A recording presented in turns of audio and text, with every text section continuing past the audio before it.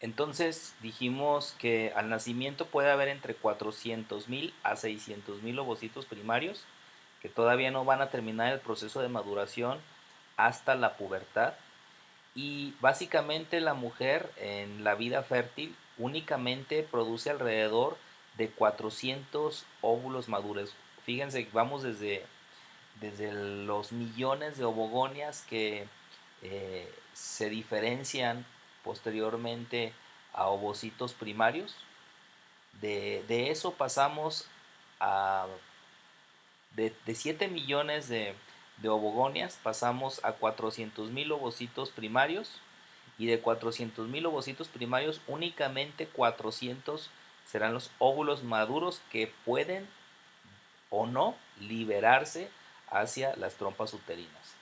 Entonces, junto con la maduración de los óvulos, junto con la maduración de los ovocitos, también tenemos al desarrollo folicular. Y el folículo que va a acompañar a cada uno de los ovocitos va a pasar por tres diferentes fases.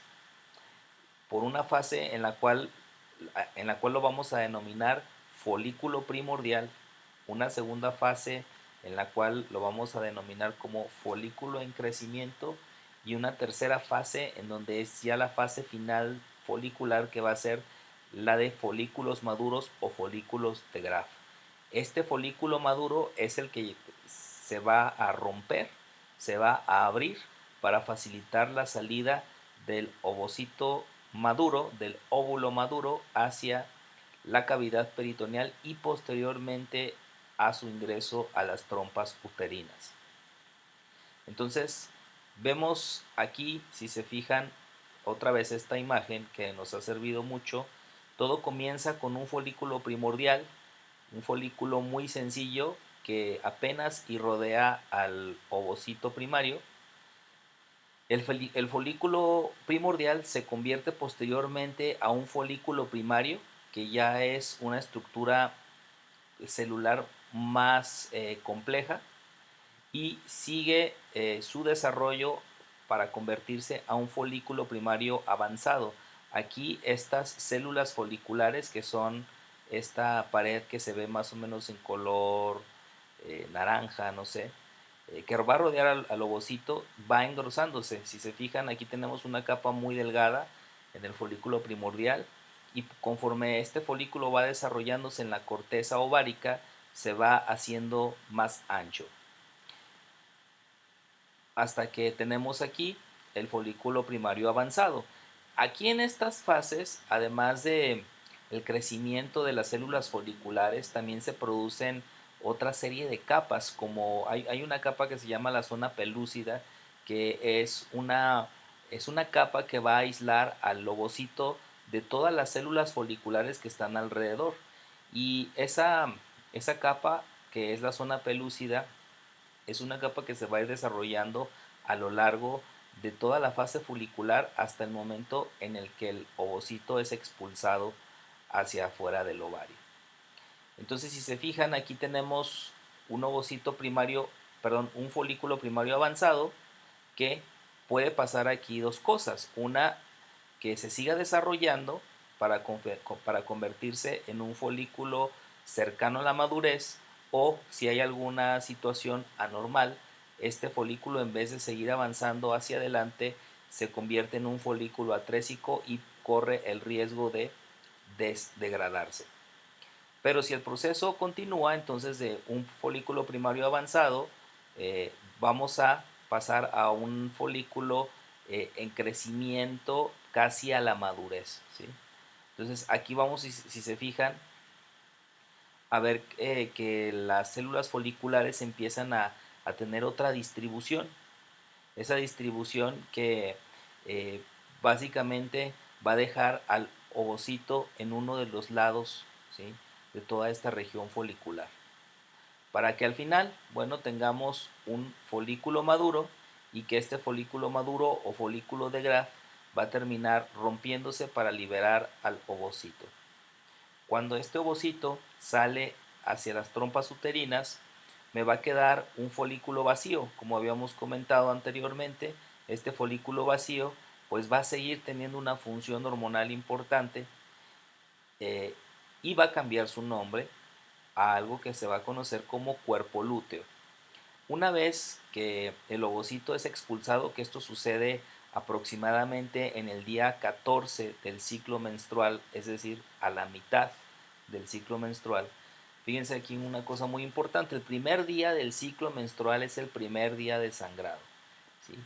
Y de ahí, de ese primer día del ciclo menstrual, que es el día de sangrado, yo puedo contar, si es una paciente regular, que tiene su ciclo menstrual cada 28 días o cada 30 días, ¿sí? La ovulación va a suceder a la mitad. Si es un ciclo menstrual de 28 días, la ovulación va a suceder alrededor del día 14. No quiere decir que sea exclusivamente el día 14. Puede ser cercano al día 14.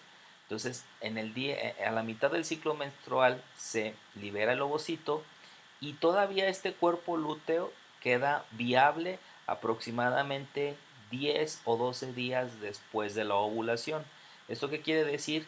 Que este cuerpo lúteo va a seguir teniendo una función hormonal 10 días después de que se rompió y que liberó el ovocito. ¿Y para qué me va a servir entonces que el cuerpo lúteo se mantenga viable? Si no me equivoco, ya habíamos comentado que el cuerpo lúteo tiene la función de seguir manteniendo las condiciones, ¿sí?, apropiadas para la implantación y la supervivencia del ovocito secundario mientras pasa por las trompas uterinas. Al final de esos 10 o 12 días, este cuerpo lúteo también se degrada, convirtiéndose en algo que se llama como cuerpo albicans. Y aquí, al degradarse el cuerpo lúteo, disminuye evidentemente el aporte hormonal, ¿sí? Y entonces eh, el crecimiento glandular que sucede dentro del útero, el crecimiento de una capa que se llama endometrio en el útero, se empieza a perder, y entonces al haber desprendimiento de las estructuras que están en el endometrio más la degradación del óvulo o del ovocito secundario que estaba en las trompas uterinas, tenemos en el día primero del ciclo menstrual todo el desecho menstrual, ¿sí? El desecho menstrual va a estar constituido de, ahí vamos a encontrar al óvulo degradado, vamos a encontrar a una capa que se llama capa endometrial también degradada, ¿sí?, además de otros elementos que en su momento van a componer todos los desechos menstruales.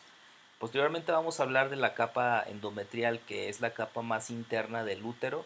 Esta capa interna del útero pues tiene la capacidad de crecer, de alterar su anatomía conforme avanzan los días del ciclo menstrual. Entonces ahorita tal vez no quede muy claro esto, pero posteriormente lo vamos a explicar. Aquí lo que estamos viendo, fíjense, aquí yo estoy viendo una imagen real de un proceso de ovulación en el momento exacto. Esto es el ovario. Aquí, este, este ovario está, bueno, perdón, este es el ovario y este de aquí es el folículo de Graf, el folículo maduro.